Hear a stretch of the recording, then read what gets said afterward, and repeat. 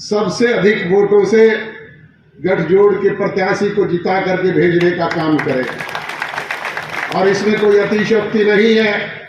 जिस दिन चुनाव परिणाम आए आप रिजल्ट देख लेना, रंधावा गांव का मार्जिन सबसे ऊपर आपको मिलेगा।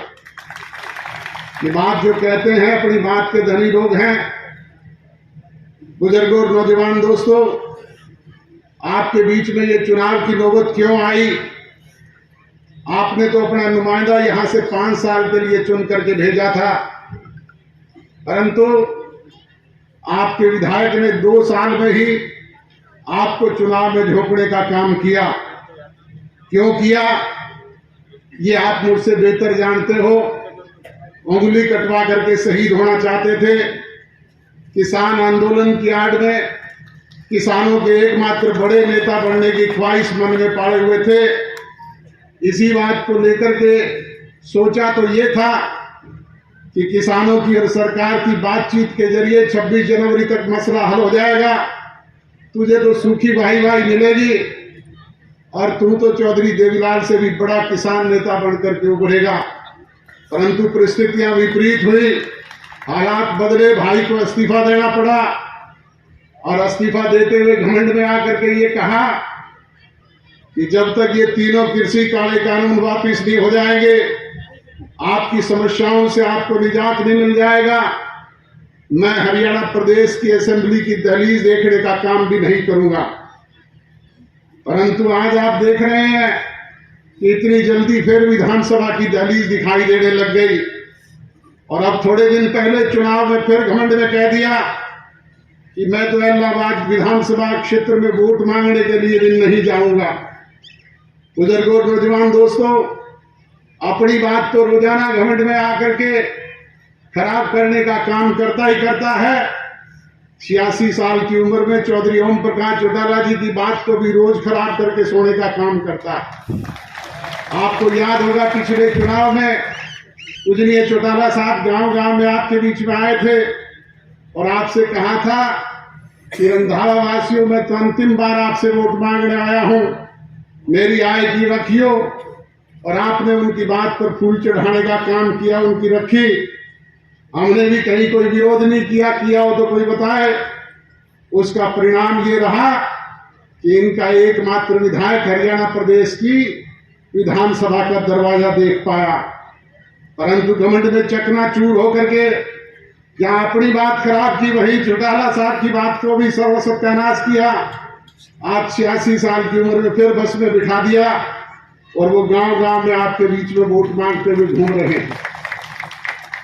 बुजुर्गों और नौजवान दोस्तों, इसी घमंड की वजह से सारा का सारा सत्यानाश करने का काम अगर किसी ने किया तो वो आपके ही विधायक की जिम्मेवारी थी।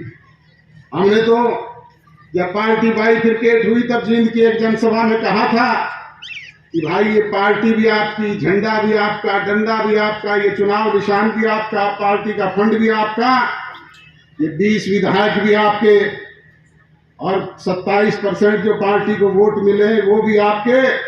आप इन्हें संभाल करके रख लेना। परंतु क्या संभाल करके रख पाए क्या? आपके सामने 27% वोट से घट करके तो आ गई 1.8% वोट पे, और वो 0.8 तो इलाहाबाद वालों ने दे दिए। बाकी हरियाणा प्रदेश में तो नोटा से भी कम 1% वोट मिले थे। ये हालात किसने बनाए? आपके बीच में 20 विधायक थे, अपोजिशन के लीडर थे। आज संख्या घट करके 1 रह गई। और मैं थोड़े दिन पहले कहा करता था कि थोड़े दिन के बाद में पूछोगे कि 1 होती थी इन्हें लो, आज तो वो 1 भी नहीं, 0 हो गई। इसके लिए जिम्मेवार कौन है? आप सभी में अंदाजा लगा सकते हैं। बात घमंड से और मैं से नहीं चलती, हम में ताकत होती है। हम अगर संगठित हैं तो हम तो अपनी ताकत के बलबूते पर जमीन के जर्रे को उठा करके आसमान के चांद और सितारों में बदलने की हैसियत भी रखते हैं। हम अगर संगठित हों तो आसमान के चांद और सितारे तोड़ करके आपके कदमों में बिछाने का काम भी कर सकते हैं। मैं तो रावण की भी नहीं बची, किसी की बची हो तो बताएं।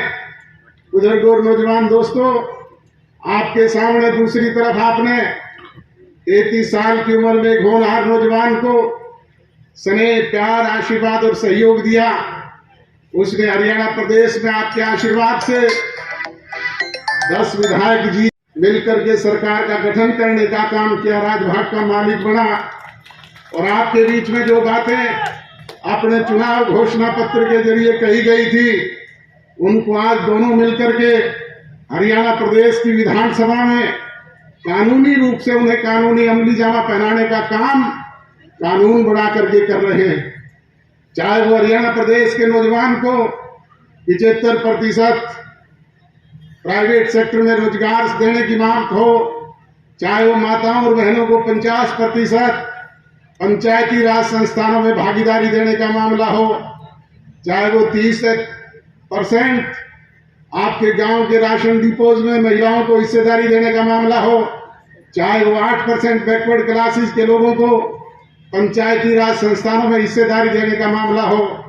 इस तरह की अनेक बातें विधिवत रूप से कानूनी जान बना करके कानूनी अमली जामा उन्हें पहनाने का काम किया जा रहा है। बुजुर्गों और नौजवान दोस्तों, आप लोग जब वोट डालने जाते हैं तो हमें ये नहीं पता होता कि भविष्य में किसकी सरकार बनेगी। हम अपने विधायक के लिए तो वोट करते हैं, परंतु सरकार किसकी बनेगी इस बात का पता नहीं होता। परंतु आप तो खुशकिस्मत हैं, आपको तो सीधे तौर पे एक वोट डालने से चुनी चुनाई सरकार 3 साल के लिए मिलने जा रही है।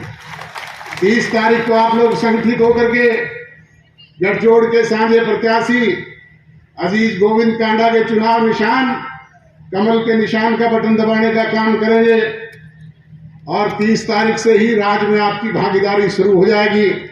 2 तारीख को जब चुनाव परिणाम आएंगे, आपकी दिवाली शुरू हो जाएगी। 4 तक लगातार दिवाली बनाने का काम करना और फिर आपको घमंड से चूर किसी विधायक के दरवाजे पर जाकर के ये नहीं पूछना पड़ेगा कि विधायक जी का मूड कैसा है। बुजुर्गों और नौजवान दोस्तों, इन बातों से परमानेंट निजात मिल जाएगी। मैं तो आपसे यही विनती और गुजारिश करने के लिए हाजिर हुआ हूँ कि आप गांव लेवल के आपसी छोटे मोटे मन मुटाव, गिले शिकवे, शिकायतों को दूर करके जाति पाति धर्म और मजहब के बकेड़े से ऊपर उठ करके 36 बिरादरी के लोग 30 तारीख को सुबह सवेरे नहा धो करके परमपिता परमात्मा को, वाहिगुरु को, अल्लाह ताला को, जीसस क्राइस्ट को साक्षी मान करके गठजोड़ के प्रत्याशी अजीज भाई गोविंद कांडा के चुनाव निशान कमल के निशान का बटन दबाने का काम करना और 2 तारीख को राजभाग के मालिक बनना, यही बात करने के लिए आपके बीच में आया हूँ। मुख्यमंत्री जी भी इलाके की एक एक समस्या से पूरी तौर पे जानकार हैं और जो और कोई समस्या आपकी है उनसे हम उन्हें अवगत कराने का काम करेंगे।